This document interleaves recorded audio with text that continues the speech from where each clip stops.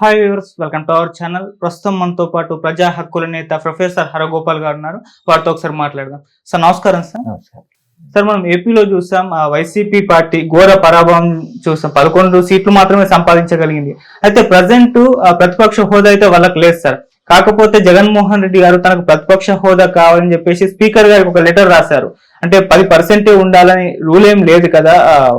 అంటే 11 సీట్లు వచ్చినా ప్రతిపక్షంలో ఉన్న వాళ్ళకి ఇవ్వచ్చు కదా, హైయెస్ట్ ఉన్నాయి కదా అని చెప్పేసి ఆయన లెటర్ అయితే రాశారు. మరి ఇచ్చే అవకాశం ఏమైనా ఉంటుందా, అసలు ఇస్తారా సార్? అంటే ఇప్పుడు చంద్రబాబు నాయుడు గారు జగన్మోహన్ రెడ్డిని ఎట్లా అంటే ఆయన పట్ల ఎట్లా ప్రవర్తిస్తారు, లేదా ఆయన విషయంలో ఉదారంగా ఉంటారా లేదా అనేది ఒకటి. అయితే ఆయనకు చాలా అనుభవం ఉంది కాబట్టి ఒకటి ప్రతిపక్ష హోదా ఇవ్వకున్నా అసెంబ్లీలో ప్రతిపక్షంగానే మాట్లాడతారు. ప్రతిపక్ష హోదా ఇస్తే కొంచెం వాళ్ళకు కొన్ని ప్రివిలేజ్ ఉంటాయి ప్రతిపక్ష నాయకుడికి.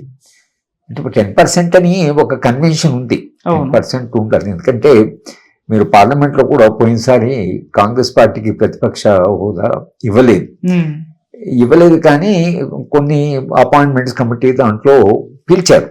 ఇప్పుడు కనుక చంద్రబాబు నాయుడు గారు తన అనుభవం దృష్టిలో పెట్టుకుని ప్రతిపక్ష హోదా ఇస్తే కొంత హుందాగానే ఉంటుంది. ఇవ్వకపోతే ఏదో ప్రతీకారం తీసుకున్నట్లుగా, అప్పుడు ఈయన మీద ఆయన కొన్ని చర్యలు తీసుకోబట్టి ఈయన తీసుకున్నట్లుగా ఆ ఇంప్రెషన్ రాకూడదు. సాధారణంగా అట్లా సమాజంలో ఏదో వీళ్ళు శత్రువులాగా ప్రవర్తిస్తున్నాడు. జగన్మోహన్ రెడ్డి ఎలా ప్రవర్తించాడు, దానివల్ల ప్రజలు అది నచ్చకనే ఆయన ఓడిపోయాడు. ఇవాళ మనం కూడా అలాగే ప్రవర్తిస్తే ప్రజలు దాన్ని ఆహ్వానించరు. కనుక నేను అనుకోవడం ఏంటంటే చంద్రబాబు నాయుడు గారు కాస్త ఉండాగానే ఈయనకు ప్రతిపక్ష హోదా ఇవ్వచ్చు. ఇవ్వకపోయినా వీళ్ళు అల్లరి చేయడం, 11 మంది అయినా 11 మంది ఏదో బిల్స్ పెట్టినప్పుడు దేని విషయంలోనూ వాళ్ళు ప్రతిపక్షంగానే ప్రవర్తిస్తారు.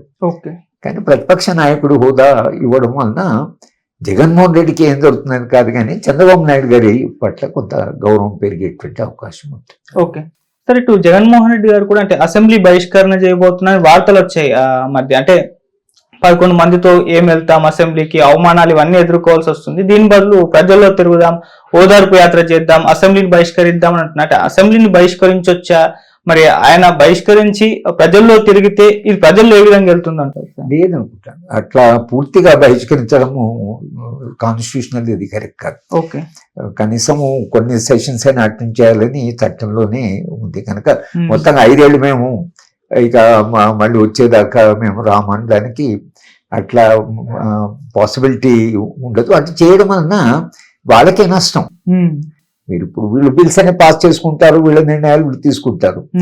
మేము ప్రజల తరఫున మాట్లాడే వాళ్ళు ఈ 11 సభ్యులు ఎవరు ఎత్తున్నారో వాళ్ళు ప్రజాప్రతినిధులే కదా, వాళ్ళ తరఫున మాట్లాడాలి కదా. ప్రజలు మిమ్మల్ని ఎన్నుకునేది వాళ్ళ తరఫున మాట్లాడమని కదా. మేము 5 ఏళ్ళు అక్కడ కూర్చోమంటే మీరు 5 ఏళ్ళు ప్రజలు ఎందుకు ఎన్నుకున్నట్లు మిమ్మల్ని అనే ప్రశ్న వస్తుంది. కనుక ఆయన ఒక్కడు బహుశా నేను రాను, చంద్రబాబు నాయుడు కూడా అన్నాడు కదా మళ్ళీ నేను గెలిచేదాకా రాను అని. జగన్మోహన్ రెడ్డి వ్యక్తిగతంగా నేను రాను అని అనవచ్చు. కానీ నేను అనుకోవడం ఏంటంటే మొత్తంగా బైకాట్ చేయడము అది ఆ పార్టీ తరఫు వాళ్ళకు మంచిది కాదు. అసెంబ్లీలో కూడా అపోజిషన్ లేకుండా అసెంబ్లీ నడపడం, వీళ్ళు కూడా ఏం చేస్తారు, బిల్ పెడితే అందరూ చేతులు ఎత్తారు, బిల్ పాస్ అయిపోతుంది. చర్చ జరగాలి కదా. అసెంబ్లీ అంటే ఒక ప్రతిపక్షం ఉంటుంది కాబట్టి కొంత నేను అనుకోవడము ఇప్పుడు జగన్మోహన్ రెడ్డి లాంటి వాళ్ళు ఇంత ఘోరంగా ఓడిపోతామని అనుకోలేదు కాబట్టి చాలా షాక్ తిన్నారు. ఆ షాక్ లో తప్పకుండా అలాగే ఏం మాట్లాడతారు, మళ్ళీ ప్రజలు తెరిపోతాము అది అంటారు. కానీ 5 సంవత్సరాలు మీ పాత్ర ఏం లేకుండా అసెంబ్లీ నడవడం అనేది అది రేపు నిజంగా ప్రజలు అడిగి మరి మా తరఫున మీరు అసెంబ్లీలో మాట్లాడమంటే మేము ప్రజలు తెరిపోతాం, ఎన్నికలప్పుడు ప్రజలు తెరిపోతారో లేదా సమస్యలు ఉన్నప్పుడు ప్రజలు తెరిపోవచ్చు. కానీ అసెంబ్లీ ఎమ్మెల్యే అని అన్నప్పుడు మేము రాము అని అనడానికి రాదు.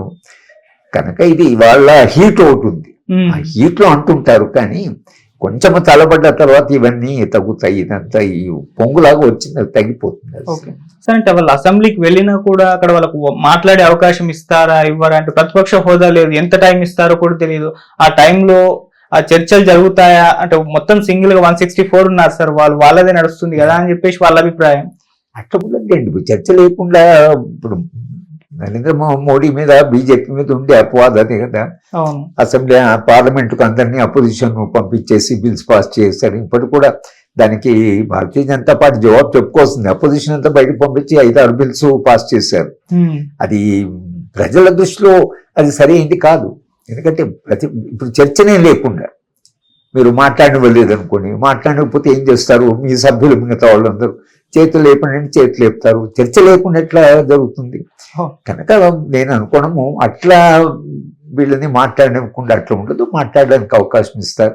సరే ఎట్లా మాట్లాడతారు అనే దాన్ని బట్టి ఈ ప్రతిపక్ష హోదాలు ఉన్న వాళ్ళు బాధ్యతగా మాట్లాడతారా? ఇప్పుడు జగన్మోహన్ రెడ్డి గారు ఒక అపోజిషన్ లీడరు స్టేటస్ ఇచ్చింది అనుకోండి, మాట్లాడాలి కదా ప్రతిపక్ష నాయకుడిగా.